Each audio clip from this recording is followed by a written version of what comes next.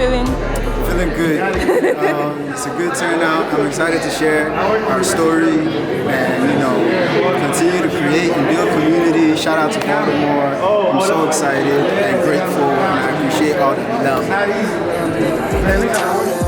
Black man know the fall. Black people, we know the finish. Energy, energy, energy, energy, energy, energy, energy, energy, energy, energy, energy, energy, energy. Oh yeah, energy, energy, energy, energy, energy,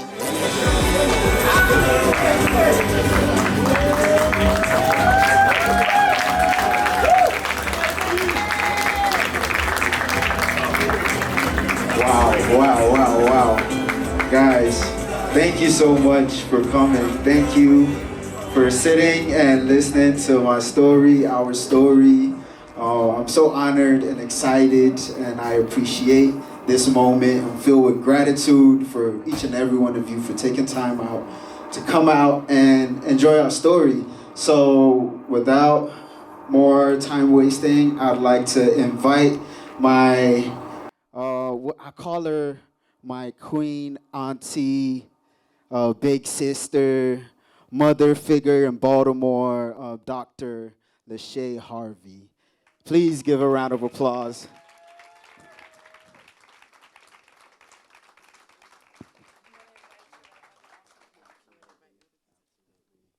Also, on this documentary, I worked with two very important creatives who helped shape my understanding of the story, as well as how music and sound played a big part in the storytelling. So I'd like to invite my brother, Kariz Marcel of Blakwater Studios, Baltimore. Please. Yeah. Yeah. My brother, welcome. Also, I'd like to introduce you to one of the best producers that's coming out of Baltimore. I will stand anywhere in the world and beat my chest that he has one of the best sounds coming from Baltimore. His name is Ola, a.k.a. 7G Bumin. Please give a hand.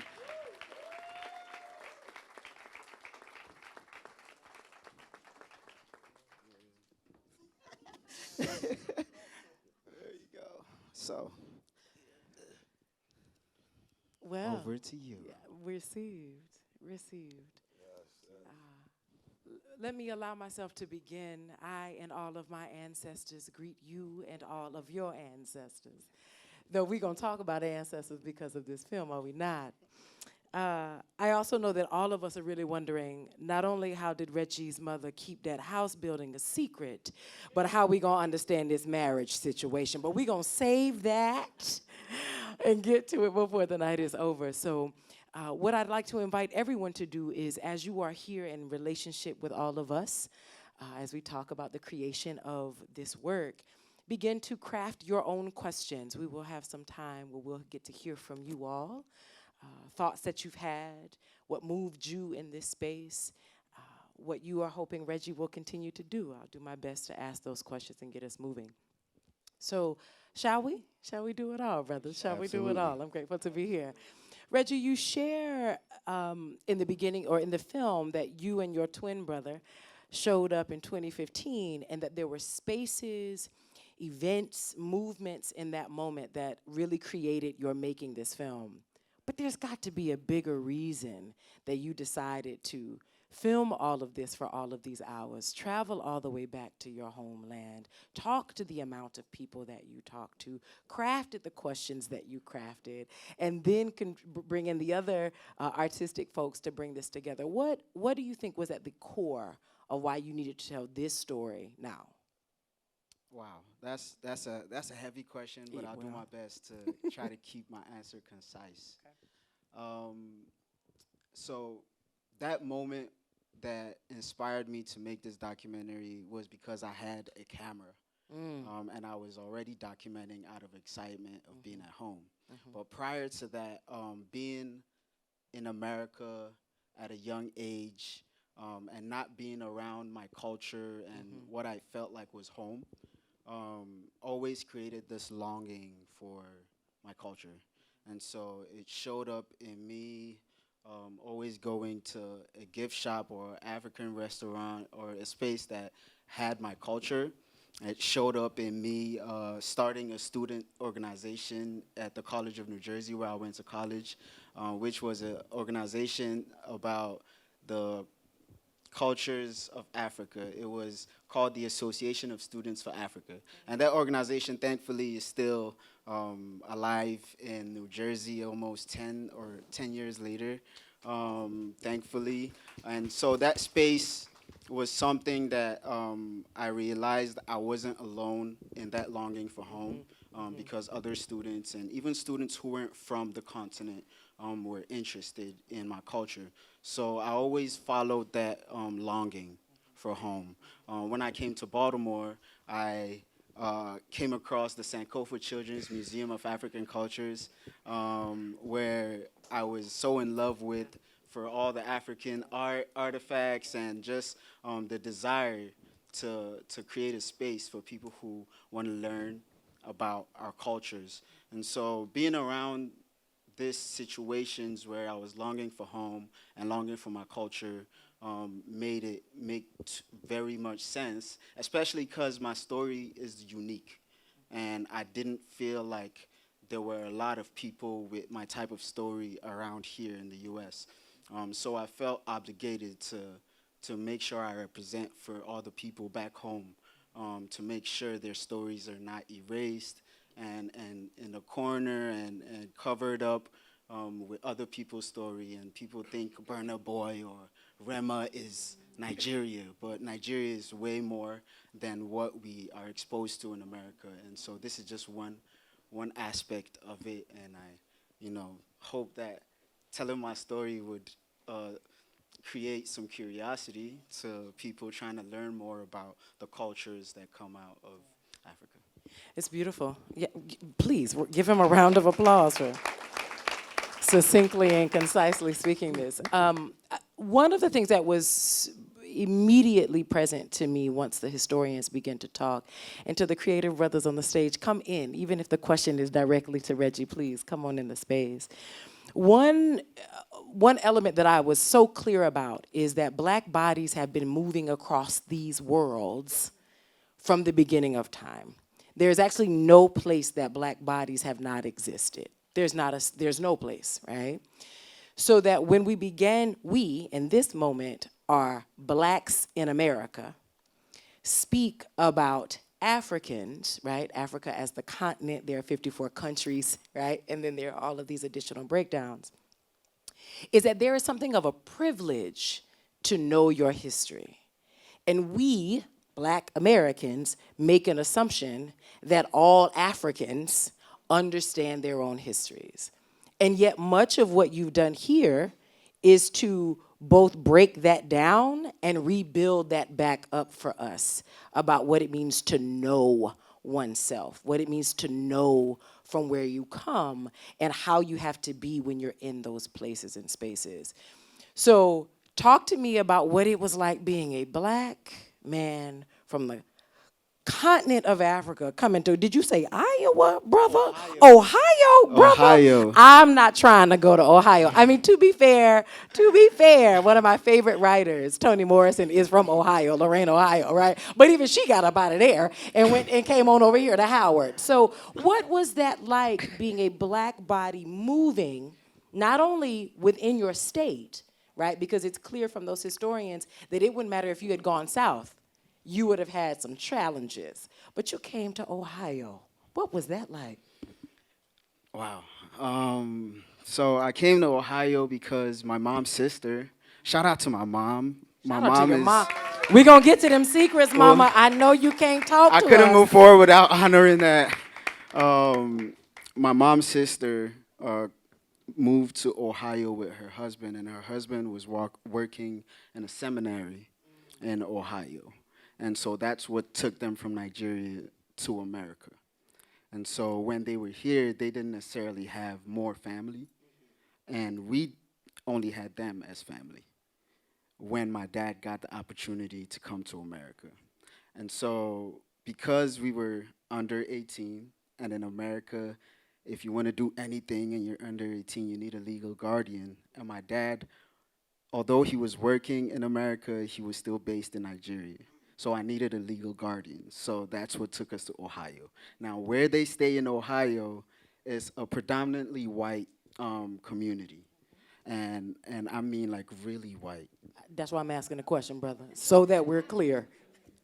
Trust me, it was a big culture shock as far as what people projected as who I am and telling me that I'm this or I'm that, and me trying to understand what they even mean. I had the culture shock of understanding how racism looked, because on the continent, we all predominantly look like each other. And so coming here, there was the history of racism and white supremacy that I was not privy to. And so when I was faced with that, it was sometimes confusing. Sometimes I wasn't even aware that that's what it was. I just thought the person was a bad person. And so it was a roller coaster, because on one hand, they wanted to be racist, but we were really good at sports. we had all the sauce. Y'all had all the sauce. That's You know, Shot music videos. Yeah, Come we on. were shooting videos. He has video. Listen, he has these videos. Please. He has these videos, and he shows me he's like, no, I've been doing this, you know. So he shows me these videos and him making beats. I'm like, you know, so he's always kind of had a idea about, you know, bringing music and visual together as one, but he's like, I don't know if he was in your Dipset uniform in the video. Not Dipset, Listen, earlier. The New early York, you had aughts, the late fitted 90s. cap. Yo, No, he I'd was- like to also say that Black American culture heavily influenced us on the continent Surely. growing up. Surely. Because I wanted to be like Snoop. I wanted to be like Pac. In boarding school in Nigeria, how I escaped punishment was by learning Tupac songs and rapping it to my seniors. Now listen. So when everybody had chores, they would pick me out, and I don't gotta sweep the room. I just go and rap Tupac songs for them. So coming to Baltimore felt like I was coming home, because I was meeting these people who were so close to the culture, and they were able to accept me, and so yeah. Well, let's talk to the brothers on the stage who are so close to culture. What you all are born, you two are born and raised where? Help us locate yourselves as we locate Retji in this story as well. I think this brother's from New York, but go ahead. Please. I'm from Sound guy. Baltimore. Baltimore. Maryland. Over east of over west now. Over west. Over west, just checking. I'm over east now, so. But that You over you here know, moving too. Your bodies are moving yes, too. I'm It's a moving. major Not thing. just not as far as going to Jos or Lagos, but we are still moving. You And know. when I first moved to Baltimore 13 years ago, you couldn't tell me that somebody from over east didn't feel like over west was like going to Nigeria, right? Or that someone from over west didn't think going east was like going to Morocco. It's kind of like that it a was bop. part. Yeah, It's because totally- that's a whole nother So story. sound is what you offered. That's your gift to this piece. Right? Yes. Is sound? So I'm a producer and composer Okay. of both, the original soundtrack Okay. and the album. It's an album to the film. It's an album. Something like that. There's an album to the Yeah. film. So I actually met Retji. I don't even know. Kariz introduced me. Yeah. We both have a space in downtown Baltimore called Blakwater House. Okay. We've been cultivating that space since 2020, and that's when I met Retji as an artist. And the first time we connected, I put on a beat. He rapped on it, and then that's never literally left. how we started. We got to give thanks to Tupac for having to Yeah. get them chops together. sir. Okay. Also, He- a he brother could- spent some time in Baltimore. Okay. Absolutely. And then yourself, born and raised where? Few places. Well, I was born in upstate New York. Okay, yeah, there I go. Yeah, I was born in upstate New York. Then Virginia, Northern Virginia. Then from Northern Virginia around 14, I moved to Baltimore around 14, 15. and then been back and forth. I went back to school to the institution in Manhattan when I graduated high school. But I've been back and forth between here and New York City. My family's from Brooklyn, Crown Heights, in that area. So I've been back and forth between here and New York since I've pretty much moved to Baltimore almost. Yeah. And is that how you preserved your accent so very well? I don't know. It depends. I have like a Baltimore, New York accent. It depends. Well, I was part of that, the ask, even specifically to you, as a woman born in the Deep South. When I go home, folks have say I've lost it because I've been up here too long. No, right? you just said lost it. You just did it. Right. It just came back. You ain't lost Welcome nothing. back. Receive. Thank y'all for hearing that. There was a whole lot of subtle collard greens in nuances that loss. the sound. Yeah, no. But again, when we talk about the movement of black bodies, right? The sound of who your people are is important to how you understand yourself, right? And it is an important process where you will have folks who will say, I'm not losing that part of me. You can take all this other stuff, the brother who was in New York, clean, just live with it, right?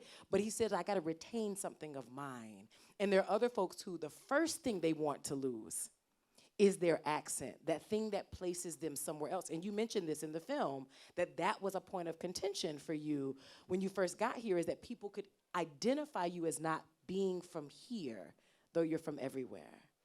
The spaces that, what allowed you to be moved to say, yes, Retji, yes, Well, let us help you on this project.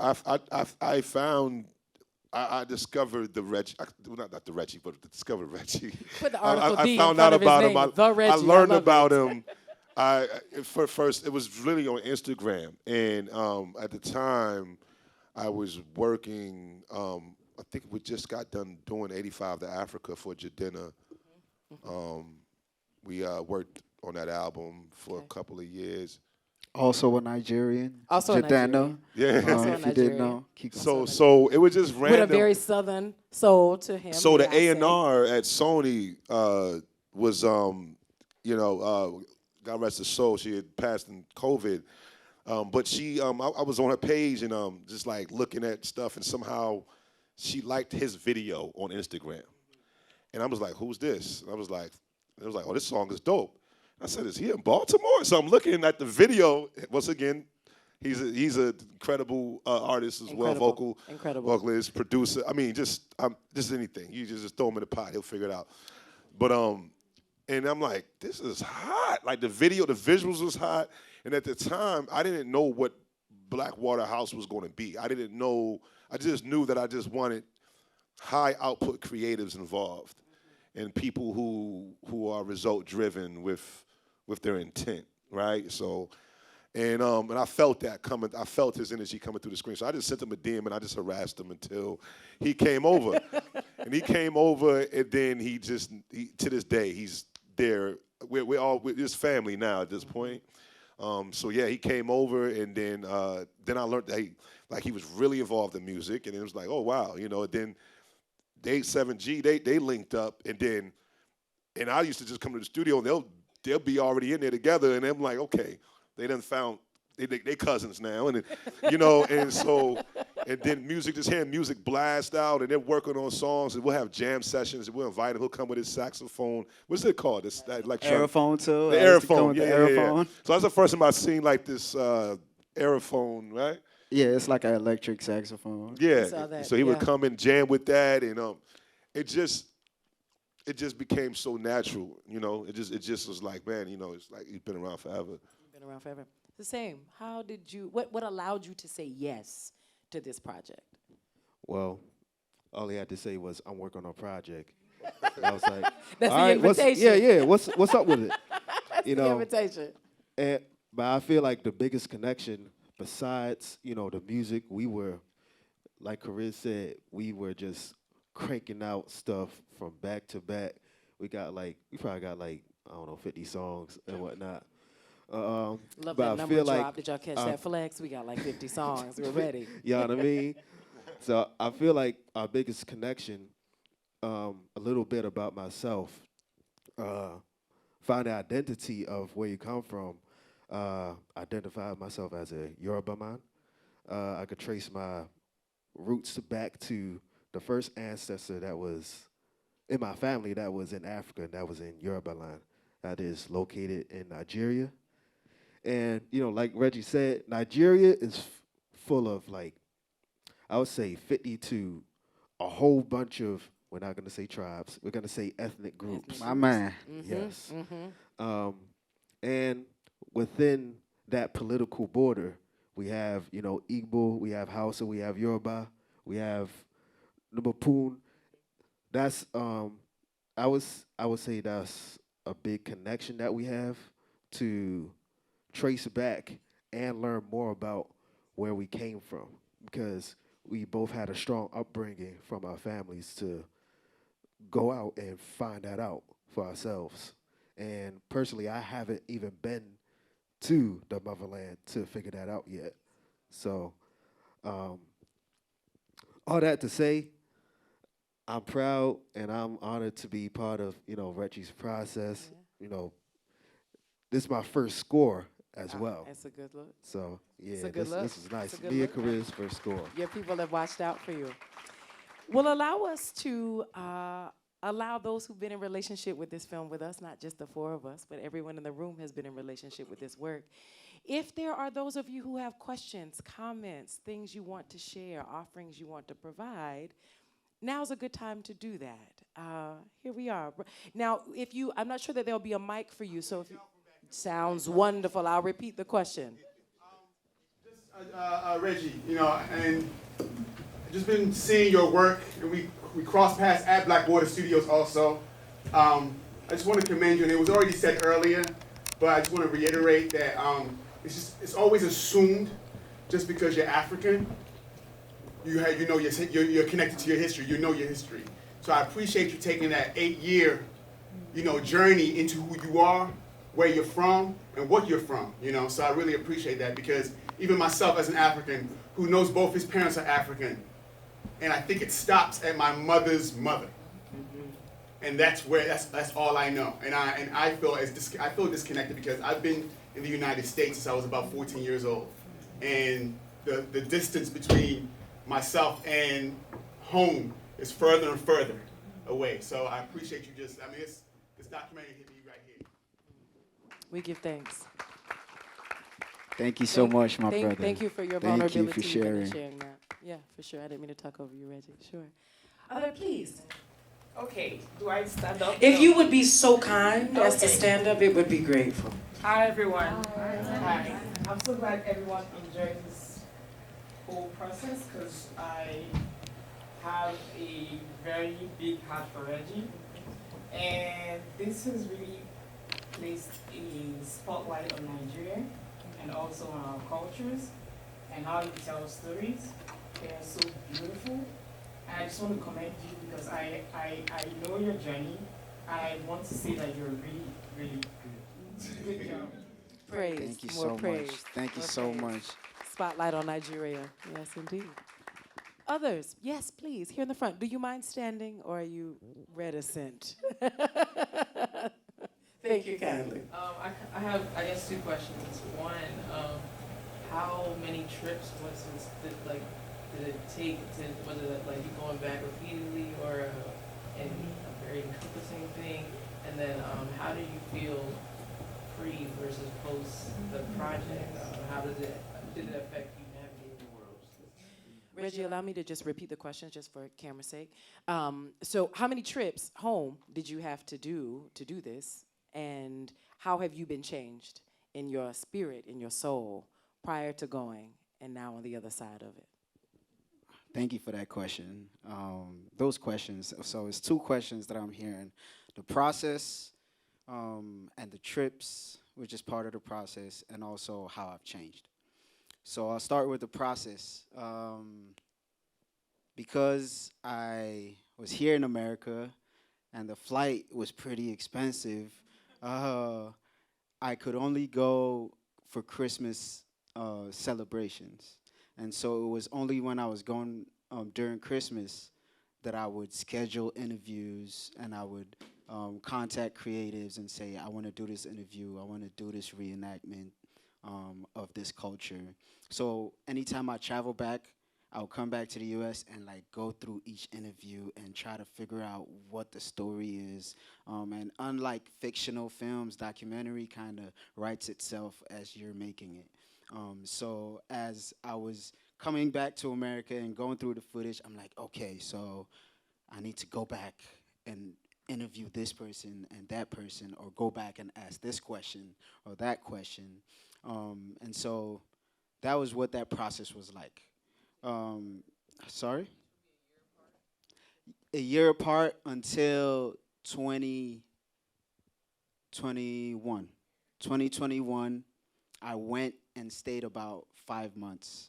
And that was when I really got to spend more time with the chiefs and the elders in the community, and also the museum. The people that worked in the Museum of Joss, I had to build relationships too with most of these people before trying to get them to be honest and also vulnerable. So that 5 month time in 2021 was when I spent the most time recording. In 2017, I spent a year, but it was not necessarily because I went to film the documentary. It was because I went to do this thing called National Youth Service Corps, and it's a program kind of like the rite of passage, where you serve the country and they teach you about the cultures and the history of Nigeria as a nation. Unfortunately, that is not as in-depth as I wanted, so I still felt like I needed to dig deeper, you know. So that was what that process was like, going back and forth over the phone. The time difference was affecting my communication with people and trying to figure out how much things cost so my budgeting could be like on point. So I'll cut that process question short and speak to the question of how it's changed me. I feel like I've always been who I am. A lot of the traits and personality that I have has always been in me before I came to America. But coming to America, I started to question that, question who I was, what my identity was, and why I'm here. Making this documentary made me understand why I'm the type of person I am. It made me understand why my parents are the type of people they are, why my grandparents are the type of people they are, why Jos is the type of city it is, and Plateau State is going through what it's currently going through today. And how it changed me was it made me want to step into what I believe is my purpose, to represent for the collective that I'm from, and that collective could be my family, that collective could be my ethnic group, the Mupun people, the Mupun nation, that collective could be Nigerians, that collective could be black people globally. So stepping into representing for that, knowing that wherever I go, I'm representing that collective, has been something that I've been very intentional with doing after making this documentary. Prior to that, it was just a longing, I just want to feel my culture, you know. But now I want to represent my culture. And even being in Baltimore and being with the museum and being around organizers like, shout out to Ainsley. Ainsley, Burrows, please give a hand for Ainsley and Laurielle. These are people who care about community. They care about the collective. And they try to do all they can to make sure the collective is flourishing. So being around all this helped me aspire to become someone who does that, who cares about the collective, who wants to empower the people back home in Jos, wants to empower creatives like me, and even use my story and use my talent to be able to push that forward, because my people went through a lot from history. They went through escaping slavery. they went through, and they're still currently going through an ethnic cleansing that's going on in the Middle Belt region of Nigeria. And so being able to use my talent to tell that story and raise awareness and use my voice to speak truth to power is how making this documentary has changed me. To cut it short, I'll stop there. I do believe we've landed at time, so I'm going to ask the most important question. Are you paying a dowry, or are you catching that woman over your shoulder with these brothers by the tree with you? You can answer that offline if you want to, Reggie. However. I will pay the family. I will pay them so much because I know the marriage is going to be deeper than just me and her. Yeah, It's going to be two families coming together. Yeah. It's two worlds coming together. And you mentioned So, that yes. you mentioned that misconception that many folks will have about what a dowry is to mean, right? It is both to take care of the mother and the children that are to be born of that union if something were to happen to you in war or wherever, and it is to also say, I'm not going to do wrong by your daughter. Right. It's like, I got the funds. I'm not, lest you have to put something on me for sure. I'm working hard. Yeah. Don't worry, your daughter is in safe hands. She's good over here. Don't come checking for me. So with that, we say, again, thank you to all. I imagine Reggie will be here, as well as the brothers who have been so wonderful to help bring forth this project. By all means, shall we give Reggie and the entire Dakum family, who are here to support as well, a round of applause for this work.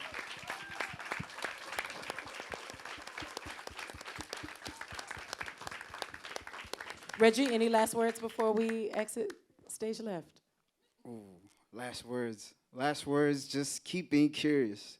Keep being curious about people past what you just see. So like my twin brother said at the end of the documentary, when you see an eye, there's a whole lot that happens behind the eye that makes up what that eye is. So when you see somebody, be very curious about what makes them who they are, what led them to be where they are, and that is the first step into relating with each other and building a better world by being curious about where we're all from and what we've been through and how we can foster a better future. So also, I'd like to invite you all to go to the Marquee Lounge after this.